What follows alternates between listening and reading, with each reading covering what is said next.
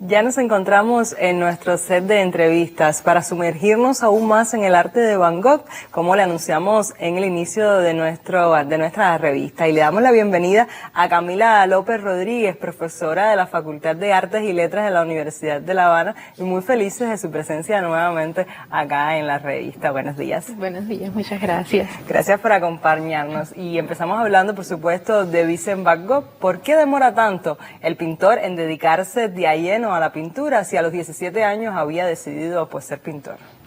Bueno, como lo decía la presentación, Van Gogh realmente se dedica completamente a la pintura con 27 años. Casi una década estuvo pintando antes de fallecer, porque en un primer momento él sigue los pasos de la familia, quienes normalmente, su padre, su tío se encargaban de tareas lo que consolidaban en su casa un poco más sólidas desde el punto de vista del mercado. Por lo tanto, en un primer momento Van Gogh decide seguir los pasos de su tío, quien también se llamaba Vincent, se conocía como Saint Van Gogh, y se pone a trabajar como marchand de arte en la comercialización de cuadros, la venta. Y eso le permite además moverse por distintos territorios. Sin embargo, fracasa en este intento por determinadas cuestiones relacionadas con el carácter, con el gusto también, y se dedica entonces a la preparación de la teología y a predicar. Su papá era ministro de la iglesia protestante y decide seguir los pasos pasos que también, por supuesto, fracasa, también por problemas de carácter, trabajó de misionero en las minas, y todo esto condiciona su retraso en la entrada a la pintura. Mencionabas a la familia y quisiera saber entonces de su relación con su hermano Theo. Yo creo que Theo fue el pilar fundamental de Van Gogh, sin duda alguna. La dependencia de ambos fue a niveles extremos, pero además yo diría que preciosa. Tuvieron una relación de amistad, de cartas, una correspondencia activa. Theo era el mecenas de Van Gogh. Cuando Van Gogh deja su trabajo en esta compañía de venta de cuadros, pues asume ese puesto Theo, quien va a ser precisamente ese marchand de Van Gogh, va a ser quien lo incita además a la pintura y quien mantiene también a Van Gogh. De hecho, Theo muere 6 meses después de la muerte de Van Gogh. Es algo curioso también en esta historia. Van Gogh se le conoce también un poco por una inestabilidad emocional que lo acompañó en parte de su vida. Precisamente, ¿por qué esta inestabilidad emocional al punto de cortarse una oreja y posteriormente quitarse la vida del artista? La inestabilidad emocional de Van Gogh fundamentalmente está asociada a sus problemas de salud, pero yo correría la historia un poco antes y diría que desde su nacimiento. Él nace en el seno de una familia que un año antes había perdido un hijo que era muy querido por su madre. De hecho, su madre nunca se recuperó de esta pérdida. Al nacer, Van Gogh le ponen ese nombre de su hermano que había fallecido hace un año, y la madre siempre estuvo marcada por esta desgracia, y Van Gogh siempre sintió esa falta de afecto materno, y es algo que refleja en numerosas ocasiones, en numerosas correspondencias, en escritos que él realiza, y después, se desarrollan determinadas psicopatías. Se declara que Van Gogh había sido bipolar, también con parte de esquizofrenia, alucinaciones. Consumió durante mucho tiempo absenta, que es una bebida que también conducía a estos estados de delirio, y por otra parte el empleo del tipo de pintura que él adquiría, el plomo, también se declara en muchas ocasiones que tuvo un cierto envenenamiento por plomo que puede haberlo conducido a todos estos estados de delirio. Todos estos estados de ánimo pues se reflejaron en el arte de Van Gogh. ¿Cuáles son las esencias a destacar en este arte de Van Gogh y qué caracteriza su obra? La obra de Van Gogh es una obra variada que transita por diferentes etapas. Es una obra cargada sobre todo de sentimiento, de fuerza. El espíritu de Van Gogh se puede sentir desde la pincelada, desde los temas que trabaja, los estados de ánimo, precisamente todos estos estados también relacionados con las alucinaciones, los delirios. Vamos a ver cómo incluso la manera de sentirse del artista, lo que él percibe del mundo exterior, pues va a estar plasmado en una manera muy particular de pintar. ¿Y quiénes fueron sus maestros de pintura en sus primeros pasos? ¿Cuál fue su formación en ese sentido? Bueno, Van Gogh, como muchos artistas, realmente fue autodidacta. Sin embargo, tiene influencias directas de los grandes genios de la pintura, como pueden ser en un primer momento Rembrandt, el propio Rubens también a partir de la pincelada. Después, un poco más cercano a su tiempo, el Millet, que trabajó con mucho realismo, pues él estudió mucho el dibujo fundamentalmente. Ingresó en un breve tiempo en la Academia de Bellas Artes de Bruselas, pero era enemigo acérrimo del academicismo, por lo tanto la dejó.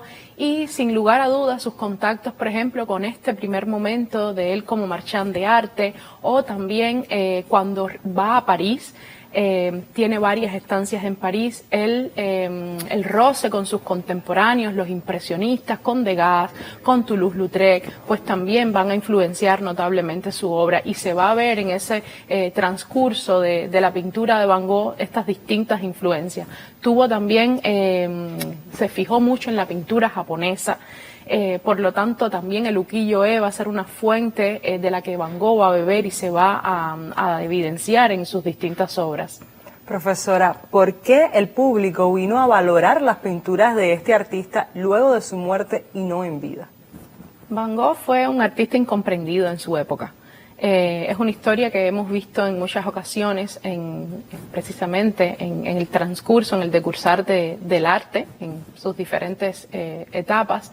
Y en su momento fue incomprendido. El tipo de pintura que él hizo no era del gusto estético del momento. De hecho, Theo trató de comercializar en numerosas ocasiones la obra de Van Gogh, y no se tiene, precisamente no se sabe cuántas obras logró vender, pero fueron muy pocas. Algunas referencian entre 1 y 3, pero sin duda alguna, después de su muerte, su cuñada, Johanna Van Gogh, casada con Theo, cuando Theo muere, ella se da la tarea precisamente de comenzar edita las cartas entre Van Gogh y Theo, las publica, hace exposiciones que van a París, que van a Ámsterdam, distintos países europeos, y comienza la pintura de Van Gogh a ser de interés.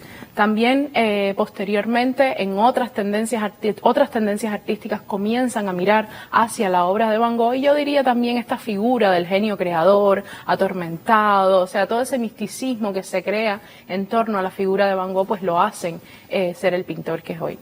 A Van Gogh se le identifica con la corriente post-impresionista. Por tanto, díganos, profesora, además de Vicent, ¿qué otros artistas formaron parte del post-impresionismo? ¿Cuál es la particularidad de Van Gogh que le hace destacarse entre ellos? Sí, bueno, el postimpresionismo se caracteriza fundamentalmente por precisamente la valoración del sentimiento, más allá de plasmar la realidad como se veía, bueno, simplificándolo mucho.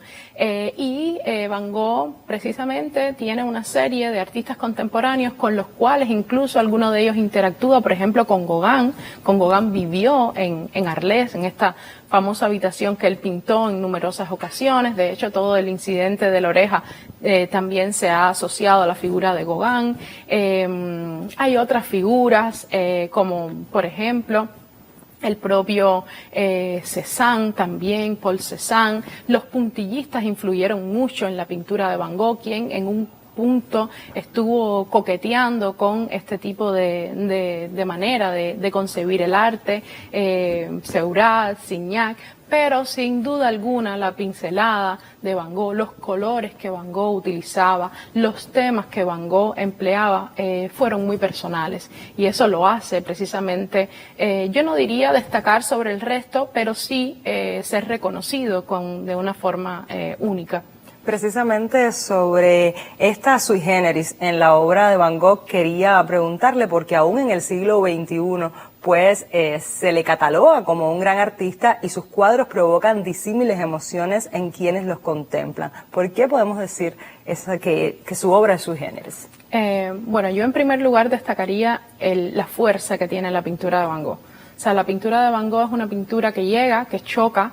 Las obras de Van Gogh, de hecho, son una de las mejores vendidas, o han sido de las mejores vendidas después que comenzó a ser más famoso. La pincelada de Van Gogh, la técnica que él emplea, que es el empasto. De hecho, muchas de sus obras tienen alrededor de 1 centímetro de pintura. Pintaba con pinceles duros, además, lo cual le otorga gran fuerza a su obra, una fuerza visual, una fuerza textural. Hay piezas que han sido consideradas incluso de un carácter escultórico dentro de la propia bidimensionalidad del cuadro. Fascinante todo este mundo en el que este domingo nos imbuimos, pero es preciso hacer un alto en nuestra conversación para conocer otros contenidos que son informaciones a esta hora. Más adelante volveremos contigo para seguir con nuestro tema del día. Conversábamos con Camila López Rodríguez, profesora de la Facultad de Artes y Letras de la Universidad de La Habana. Enseguida volvemos contigo.